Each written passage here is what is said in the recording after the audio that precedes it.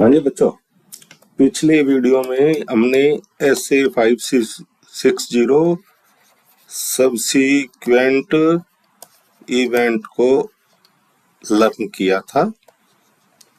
इसमें देखा था कि ऑडिट रिपोर्ट की डेट और बैलेंस शीट डेट, इन दोनों के बीच में जो इवेंट आए जिनका एफएस पे इफेक्ट होता है उनका कैसे ट्रीटमेंट करेंगे। अब आपके आता है SA570 जो कि इस वीडियो में हम लर्न करेंगे, going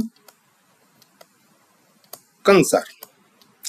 going concern accounting assumption है, जिसके कारण से कि ये देखा जाता है कि क्या एंटिटी लगातार नियर फ्यूचर में अपनी एक्टिविटी करती रहेगी और ये चलती रहेगी।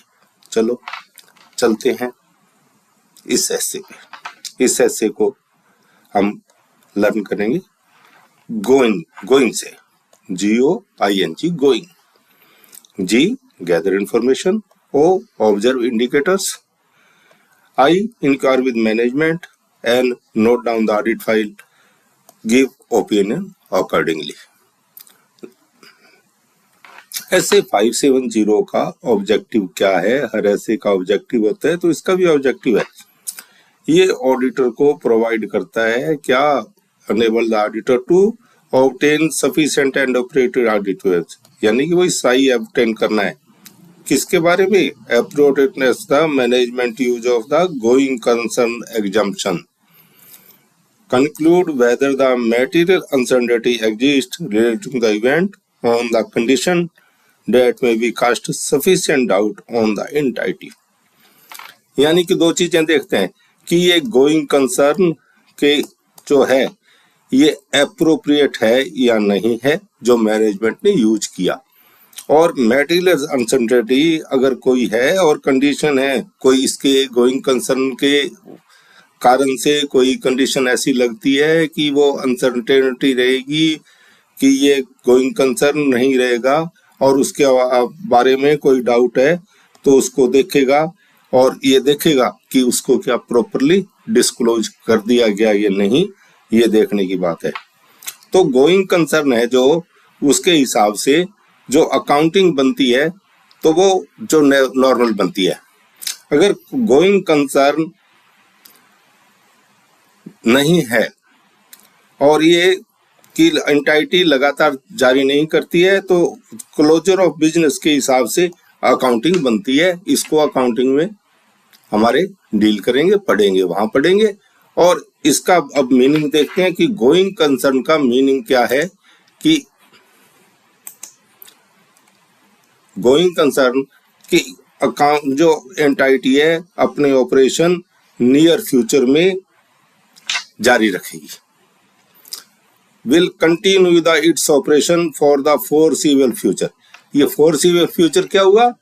इसको कहेंगे at least 12 month from the balance sheet date, यानी कि 31 मार्च 25 की हम बैलेंस शीट बना रहे हैं तो 31 मार्च 26 तक ये अपने ऑपरेशन को जारी रखेगी। ये ऑडिटर को ऑब्टेन करना है इसके बारे में क्या? Sufficient and appropriate evidence. अगर इसके बारे में कोई अनसर्टेनिटी है तो उसको नोट करना है और उसका देखना है कि उसका प्रॉपर डिस्क्लोजर बैलेंस शीट में दिया गया है। रेस्पॉन्सिबल कौन है गोइंग कंसर्न एसेस करने के लिए? मैनेजमेंट जो रेस्पॉन्सिबिलिटी है। Who is the responsible for the assessing going concern? Management's responsibility to assess the entity ability to continue as going concern, to disclose any material uncertainty। अगर material uncertainty है तो auditor को वो बताएंगे और disclose करेंगे अपनी बैलेंस शीट में। और ऑडिटर की रेस्पॉन्सिबिलिटी है कि एवेल्यूएट करे कि मैनेजमेंट का असेसमेंट सही है और उसके बारे में एविडेंस ऑब्टेन करे।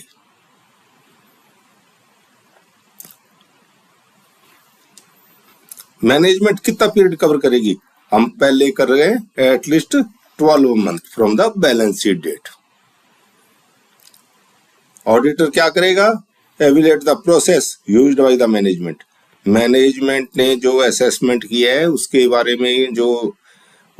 बारे में ऑडिटर एवेल्युएट करेगा कि प्रोसेस जो यूज किया है मैनेजमेंट ने वो सही है, और मैनेजमेंट ने जो अजम्पशंस लगाए हैं वो भी सही हैं, और अगर कुछ फ्यूचर के प्लान है, अगर कोई डाउट है और उसके बारे में जो फ्यूचर के प्लान बनाए हैं कि हम इस प्लान के कारण से इसको हम कंटिन्यू रख पाएंगे, हमारे ऑपरेशंस कंटिन्यू रहेंगे, उसको भी कंसीडर करेगा प्लान को, और उसके बारे में जो सपोर्टिंग एविडेंस है उनकी भी एवेल्युएट करेगा।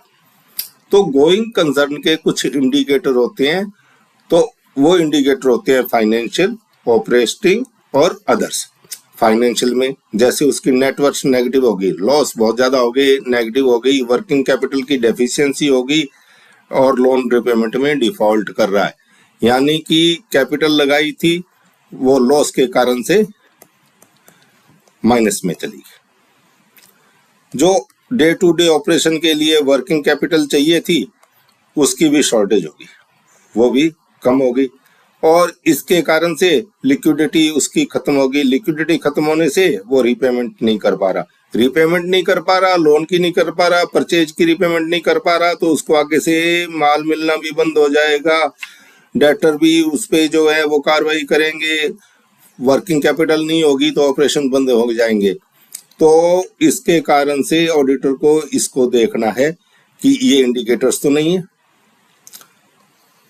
कस्टमर्स छोड़ के चले गए, क्यों छोड़ के चले गए? कि जो उसका प्रोडक्शन था वो उसके जो प्रोडक्शन के बारे में जो पुअर इंफॉर्मेशन आ गई, प्रोडक्शन अभी जो वो माल बना रहा था वो बिकने लायक नहीं रहा, सप्लायर्स ने उसको माल देना बंद कर दिया क्योंकि रीपेमेंट बढ़िया नहीं था, लेबर का प्रॉब्लम हो गया, इन्वेंट्री पुरानी होगी, ऑब्सोलीट हो गई। तो ऐसे कारण हो सकते हैं जिसके कारण से वो ऑपरेटिंग इश्यूज भी हो सकते हैं, और भी कुछ हो सकते हैं कि जैसे कोई लीगल केस हो गए, नेचुरल डिस्ट्रेस हो गया, आग लग गई, फैक्ट्री की मशीनरी जल गई, और जो है दूसरे लोगों का जो सपोर्ट था वो विड्रॉ हो गया। यानी कि बहुत सारे रीजन है जिसके कारण से गोइंग कंसर्न इफेक्ट हो सकता है। बहुत सारी प्रॉब्लम्स हैं जो बिजनेस में आ सकती हैं। इसको हमने देखा फाइनेंशियल, ऑपरेटिंग एंड अदर्स। तो फाइनेंशियल्स के लिए क्या क्या देखेंगे कि नेटवर्क देख ली, रीपेमेंट ऑफ लोन देख लिया, और वर्किंग कैपिटल को देखा। ऑडिटर असेस करेगा कि उसके पास ये एडिक्वेट है, वर्किंग कैपिटल एडिक्वेट है, और लोन रिपेमेंट रेगुलर है। और कस्टमर खो दिए उसने, अपने सेलर खो दिए, परचेजर जिनसे माल परचेज करता था वो भी खो दिए, जिनसे माल खरीदता था वो भी खो दिए, जिनको सेल करता था उसकी इन्वेंट्री पुरानी होगी, जो वो प्रोडक्शन बनाता था वो अभी मार्केट में चल नहीं रहा, वो बिक नहीं रहा, नए प्रोडक्ट्स आ गए, उसको प्रॉब्लम हो गई।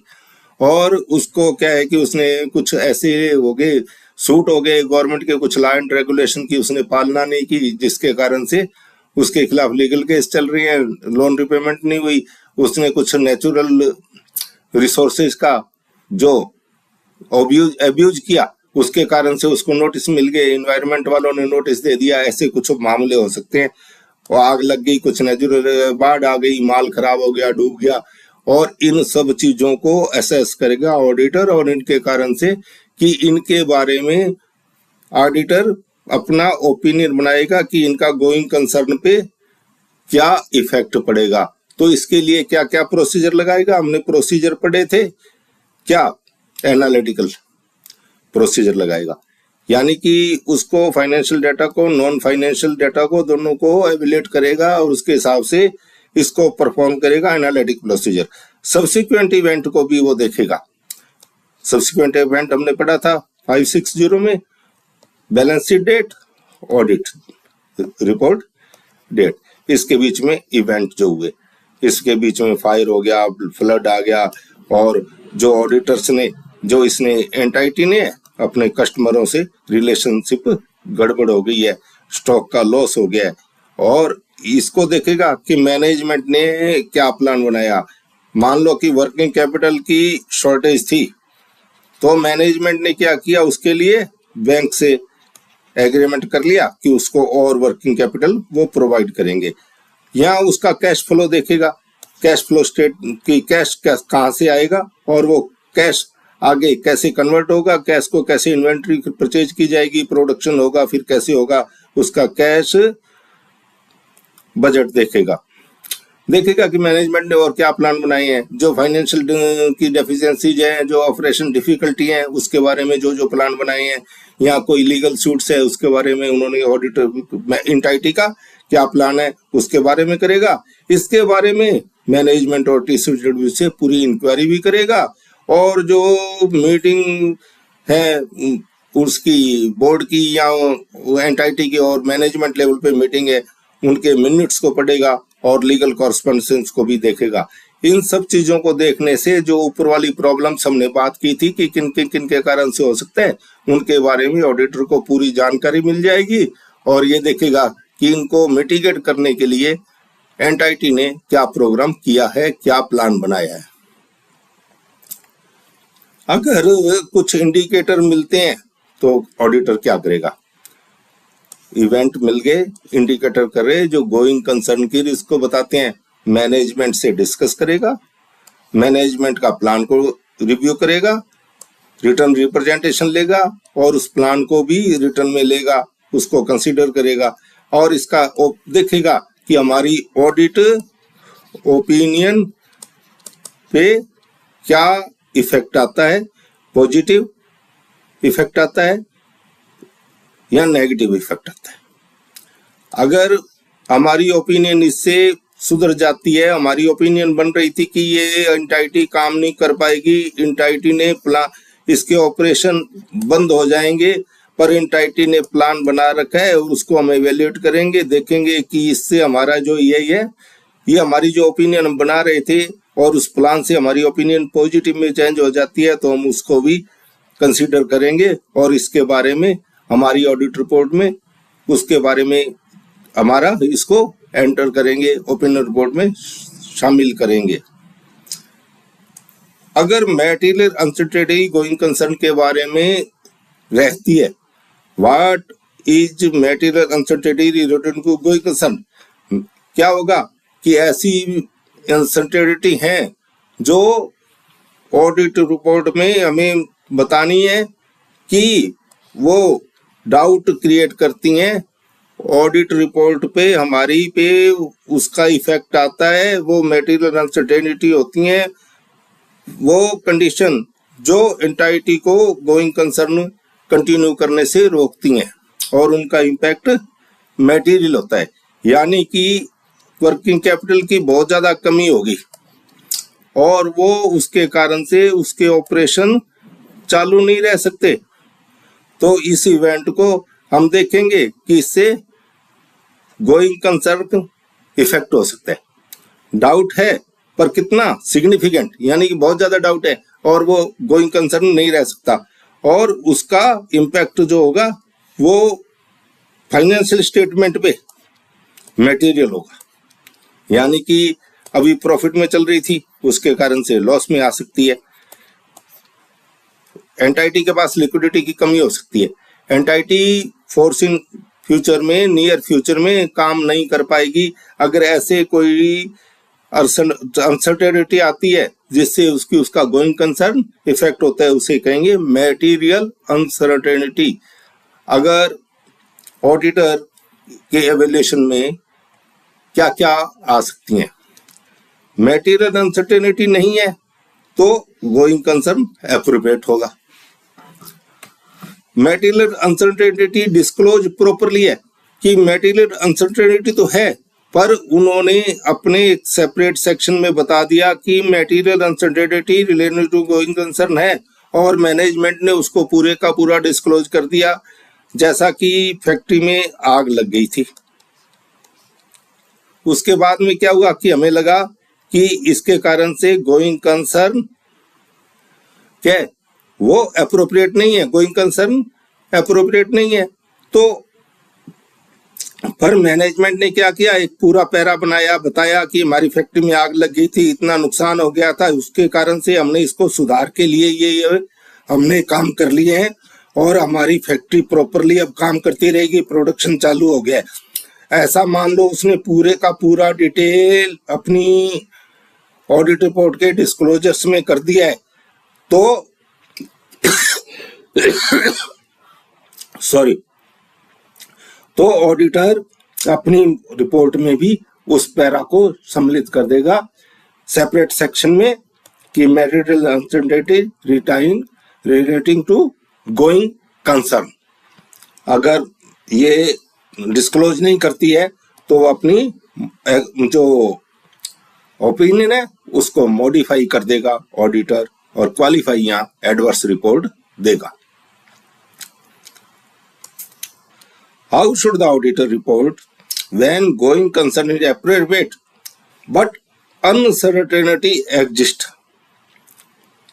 अगर अभी गोइंग कंसर्न एप्रोप्रिएट है, चल रहा है, पर कुछ उसमें फिर भी डाउट है, किसके बारे में, गोइंग कंसर्न के बारे में कुछ अनसर्टेनिटी है, तो एक अलग से पैरा आ जाएगा material uncertainty relating to the going concern, MURG के नाम से इसको याद रखेंगे।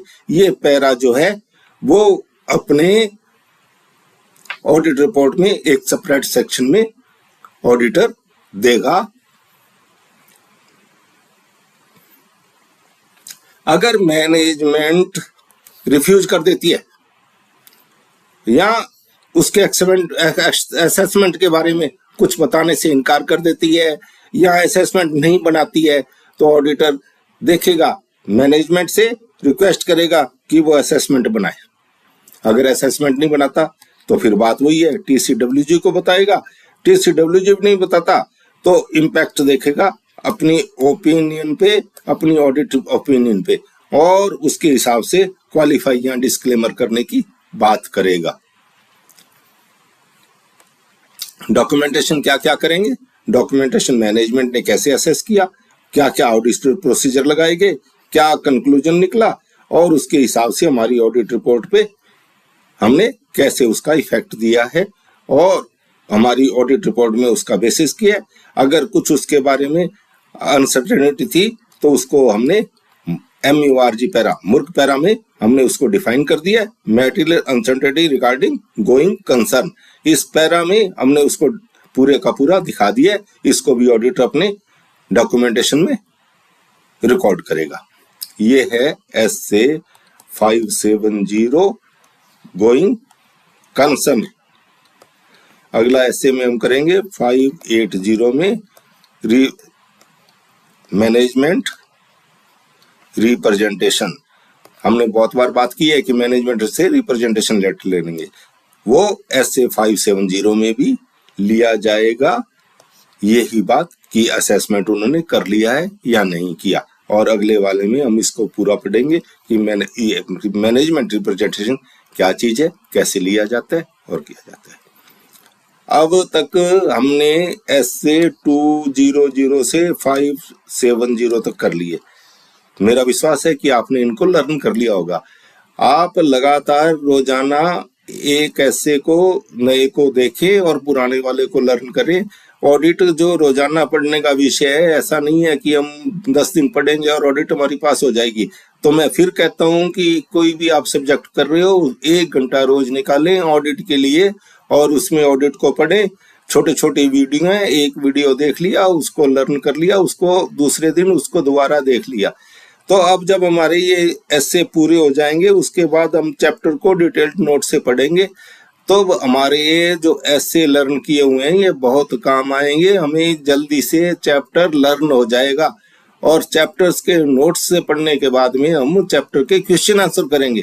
तो हमारे 3-4 रिवीजन तो इन वीडियो को देखने से ही हो जाएंगे, पर इनको देखते हुए आपको रिटन प्रैक्टिस रोज करनी है।